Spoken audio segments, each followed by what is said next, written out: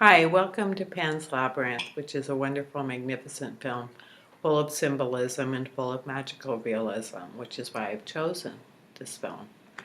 I have several questions for you. I want you to answer them here on VoiceThread. The first question is, what is the role of Greek mythology and how does it relate? Who is Pan? Who was Pan, I should say. And who is he in this film? Are there any Greek myths? Think about myths of food. Think about myths of pre-Christian myths. Think about fairy tales. What is the magic? Is there magical realism? Or is it all some kind of Freudian representation of displacement? Think about the beginning and the end and how they relate to each other. I also want you to think about symbolism. Think about time. What are all the symbols of time passing? Think about the number 3. What are all the symbols? Are there 3 events or 3 days or 3 nights? Think about the moon and the symbols of the moon.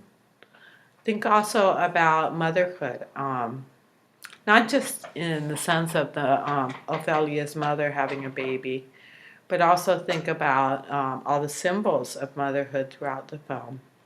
There's multiple scenes where we have images of fallopian tubes. We have an image of a birth canal and of a uterus. We have scenes, we also have the representation of women as strong people in different persons. And who are those people who represent the strength of women? Think about the political aspects. Look at this as a political parable. Who represents the fascists? Who represents Spain? Who represents the Republicans? Who does Ophelia represent?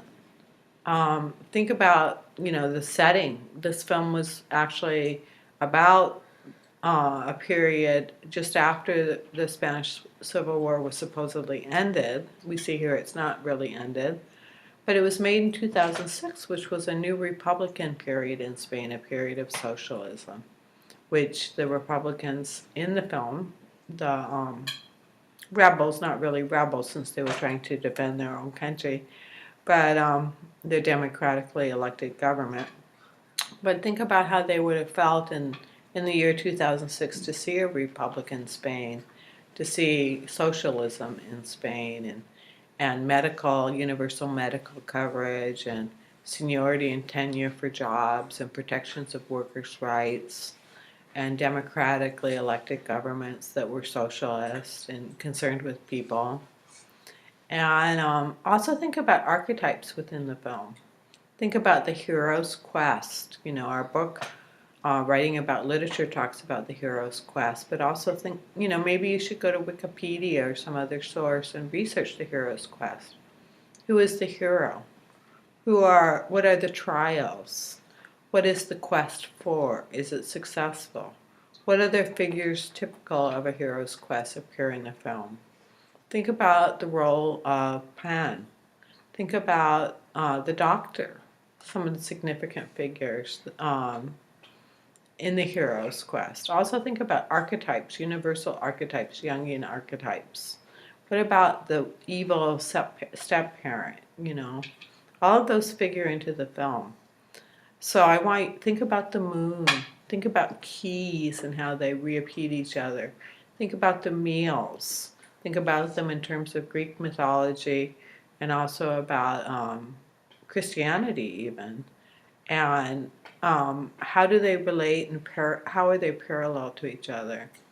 Why is every scene in which Ophelia engages in magic or realism, why is that juxtaposed with a scene of fighting between the phalangists, the fascists, the captain, and the Republicans hiding in the woods? So I think the political is definitely very important in this film.